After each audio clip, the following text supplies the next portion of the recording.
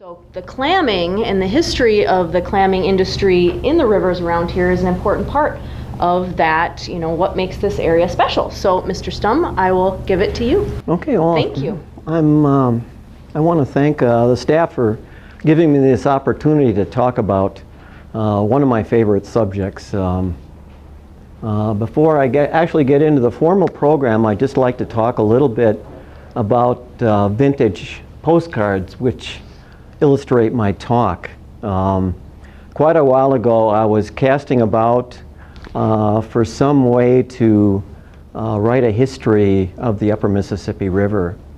And by chance, I started dabbling a little bit with old postcards, and I came across a postcard of an 1835 schoolhouse in Warsaw, Illinois. And the reason that's important, it was the first schoolhouse of John Hay, and he was the secretary for Abraham Lincoln and also the Secretary of State for McKinley and also Theodore Roosevelt. So, and interestingly enough, today it's an American Legion post.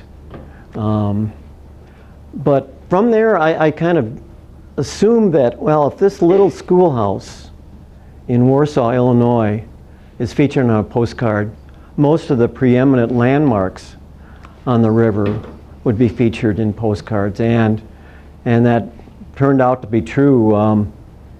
I created a collection of about 1,500 cards to create my book over, I guess it was 5-6 year period, and I was always finding better cards and substituting, and finally I had to reach a point where I've got to finish this book or I'm going to go crazy.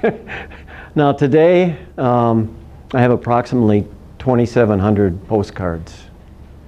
And to give you some idea of the magnitude of postcards, I've talked with a number of people. For example, there's a collector in Burlington, Iowa that has 350 Burlington cards. A lady I know in Dubuque, Iowa has 500 Dubuque cards. So there's just seemingly an endless supply of these vintage postcards, and luckily for us, the postcard era, which ran from 1905 to 1913, really coincides with the zenith of clamming on the Upper Mississippi River. As far as clamming in the button industry, it really begins and ends with Muscatine, Iowa. There was a gentleman named John Bopel. He was a German immigrant, and he came to this country in the 1880s and settled in Muscatine. And 1891, he invented a saw to cut out button blanks. And that same year, he opened the first button factory in Muscatine. And by 1900, there were 60 button factories on the Upper River. Most of them were within close proximity to Muscatine. Unfortunately for Mr. Bopel,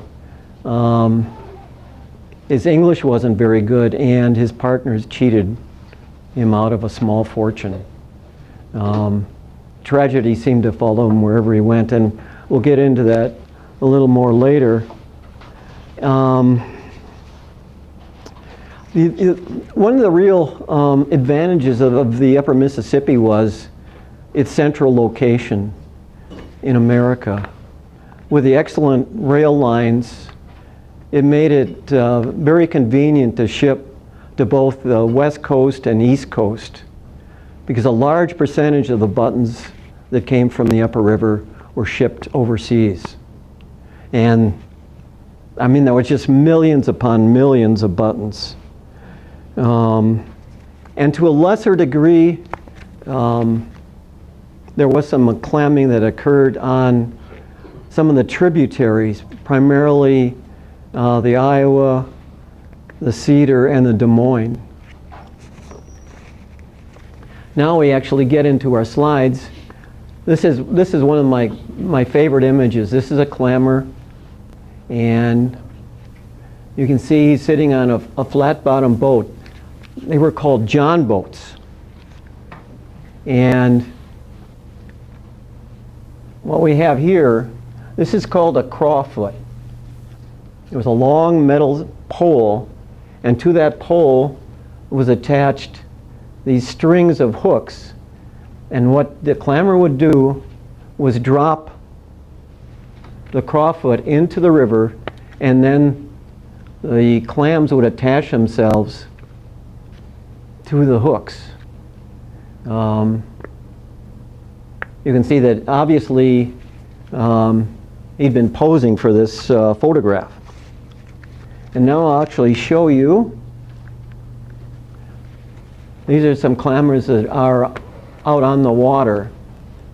Now, it was fairly common to have dozens of clammers out on one particular bed. A bed was a large concentration of clams. You might be wondering, did that pose a problem for navigation on the river?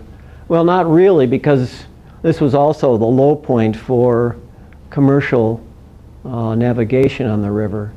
So upwards of 100, 150 boats could be on top of one clamming bed. Now, by 1910, the clamming industry encompassed a 500-mile swath of the river from Lake City to Hannibal, Missouri. And somewhere between 100 and 150 button factories existed at that time. Now, that number is a little misleading, and I'll get into that in just a little bit. Now, what we have next, this is a clamming village near McGregor, Iowa. And you can see the boats, and you can see the massive number of shells. And this was primarily a summertime activity where people with free time on their hands would sort through the shells, and they were looking for pearls. And as I think many of you may know, a pearl is created when a foreign substance gets inside a clam. Now the Japanese have perfected it where they create the foreign substance and you get a really perfect pearl, but natural pearls are usually misshapen in some way.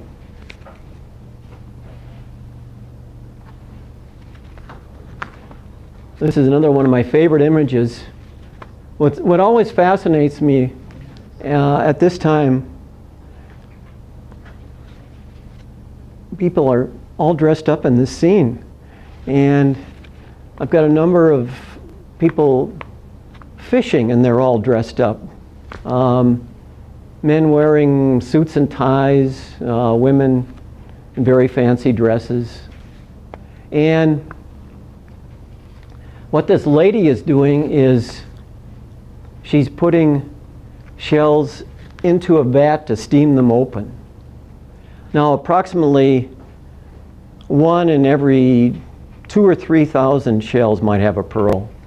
So it was like playing the lottery today. But as you can see, they're working with, tens of thousands of shells there. Now this is another image of a group of clammers, and here they were obviously posing for the photograph. Here again, it was Muscatine, Iowa.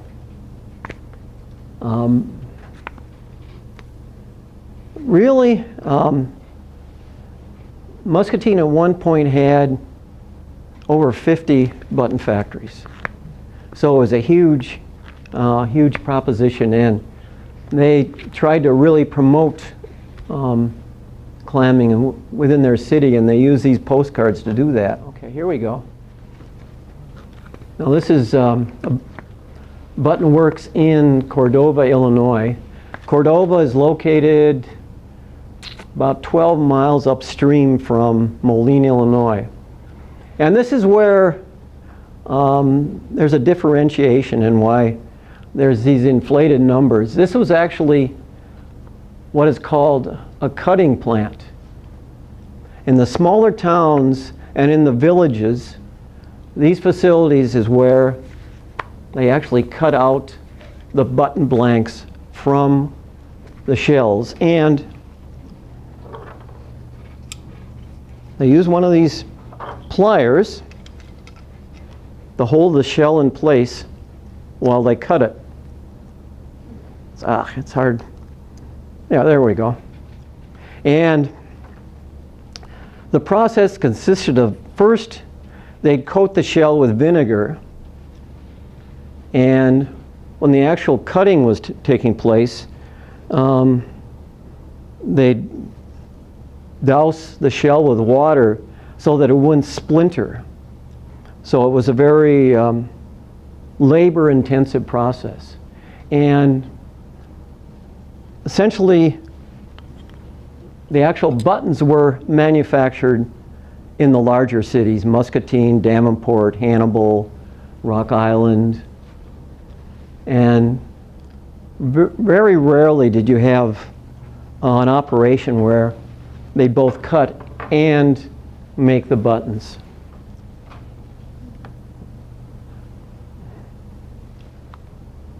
This is a group of clammers, actually workers at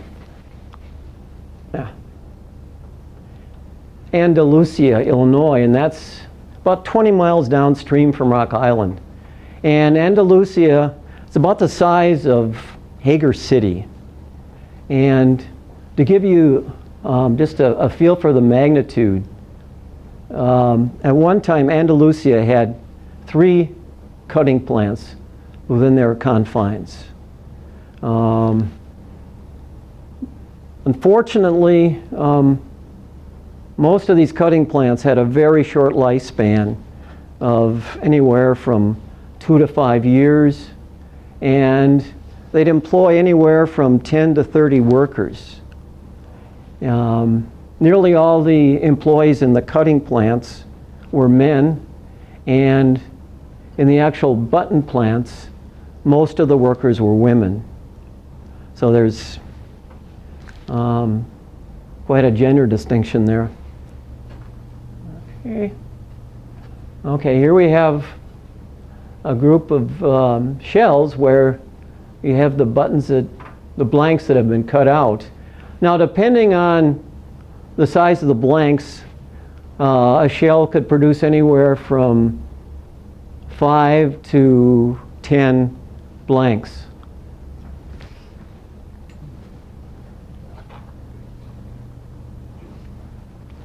This is one of the larger plants in Muscatine. This was the McKee and Bliven button factory. Now, they just, as I indicated, they were strictly producing the buttons. What they did, they'd round off the buttons, put that little recess into the blank, and then they'd create the holes, depending on what clothing manufacturer they were working with, either 2 or 4 blanks. And interestingly enough, this was the last true button factory on the Upper River. It was operating until the late 1990s. But they weren't using clamming shells, they were using plastic buttons. Now this is another plant in Muscatine. This is the Hawkeye Pearl Button Company. And notice the huge dump where they dumped the discarded shells. This was one of the rare examples where it was both a cutting plant and a button manufacturer. Along with McKee, this particular building is still standing in Muscatine.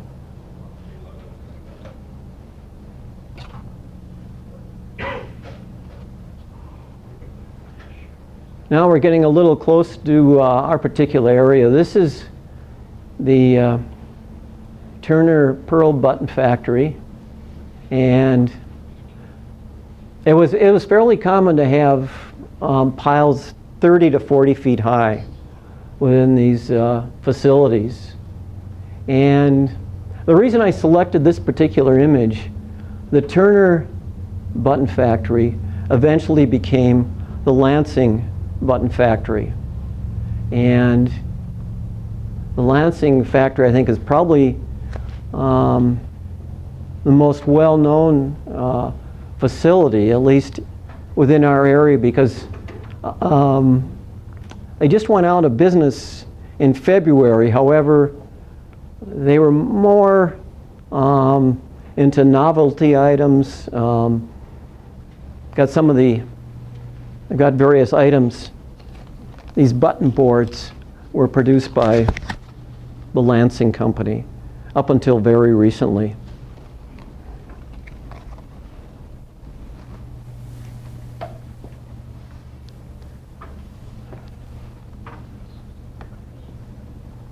Here's an interior view of the Turner Company. You can see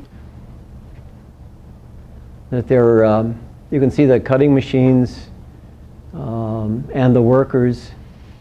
I've actually only met one person who actually worked in a button factory, an older woman. Unfortunately, she wasn't very outgoing as to her experiences. Everything she said usually consisted of like 2 or 3 answers. Unfortunately, what happened, these beds were fished to the point where they were slowly exhausted one by one, working upriver and downriver from Muscatine. So that by the late 1920s, the industry was really in a tailspin. Most of the plants have been closed.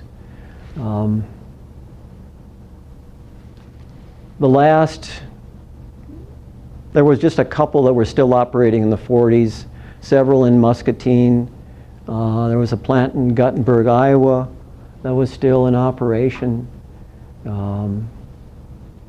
And there was no attempt really, to use any kind of conservation measures to preserve the clamming population. And the other big issue was that they were pulling up immature clamshells. So that was also very destructive for what was happening. So it really was something that, people didn't have any foresight in that period. And the other thing, plastic really took over, and the plants that were operating, like the McKee and Bliven facility, converted over to plastic buttons. Wasn't plastic much cheaper than all the clamming? Well, it eliminated one huge step Yeah. of the cutting factory. Okay. But I encourage you to take a look.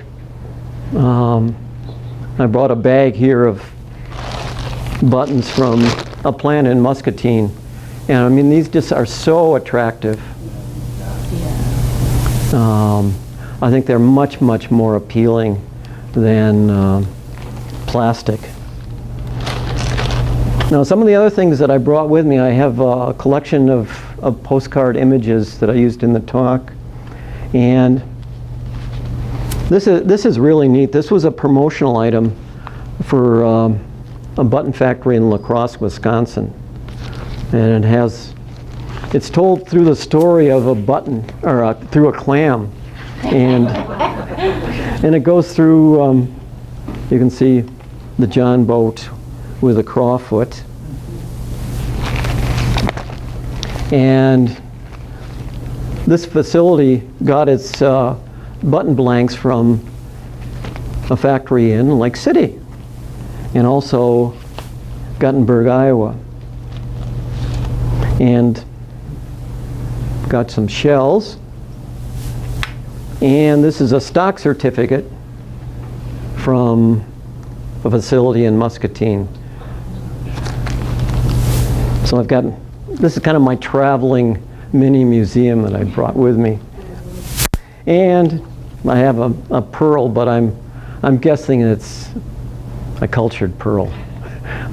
Not a Mississippi one, but I had to have one as part of the talk. What was the tool that they actually used to make the hole in the clamshell? Was there a single tool, or was it cut out? Well, there was a saw. Okay. And that was the thing that was invented by Bopel. Okay. What I forgot to mention, there was a second way beyond just using the boats. There was called what's polywogging. And polywogging is when they waded into the river and just picked up the shells by their hands and dropped them in a basket. And that was the other sad aspect of John Bopel's life. He was polywagging on a tributary of the Mississippi, and he got a cut. And there again, I don't know if it was his inability to speak English, but his cut turned into a blood infection, and he ended up dying at a very young age. How do you spell his name, his last name? Let's see here.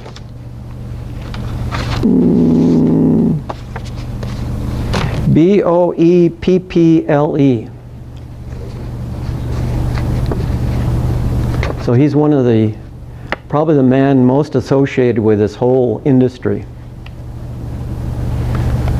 Is there any other questions that people have? Yeah. What did they do with all the discards? I mean, they cut the button out, and then what did they end up doing with all those shells? Well, a lot of the shells were used for road fill.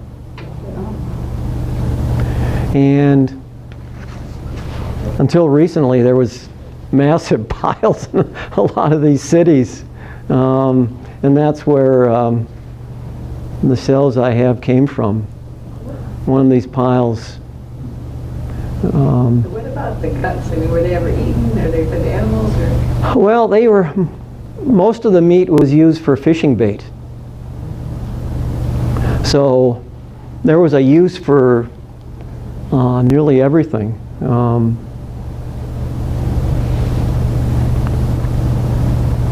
But it was, it was a godsend for these towns because it provided employment, because, it followed up the decline of lumbering in the various towns along the river, and it served to fill that void that existed when lumbering had really ceased to exist.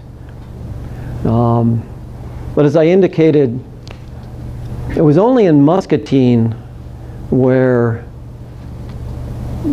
the button manufacturer really dominated over other businesses and industry. Everything in Muscatine for the better part of 35 years revolved around buttons and button manufacturing.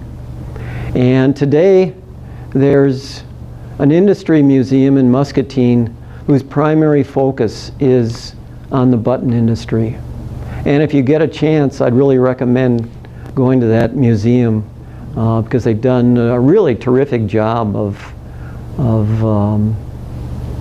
really capturing that whole period and what it meant to Muscatine. There's a number of other places you can visit. Lansing, Iowa, as I mentioned earlier, there's a couple of former button plants that are located there, and they also have a very small museum with information related to their button history. There's also a very sizable button factory in Guttenberg, Iowa, which I'd also, that's a neat little town.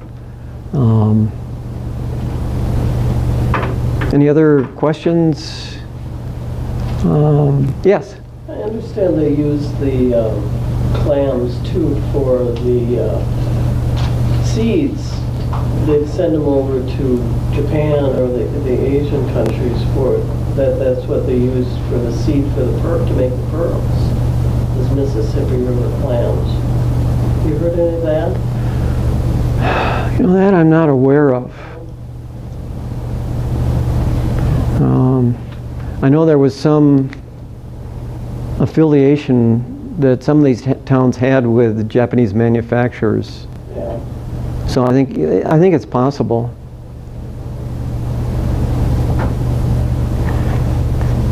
Well, if there's no other questions, I really thank you for coming today.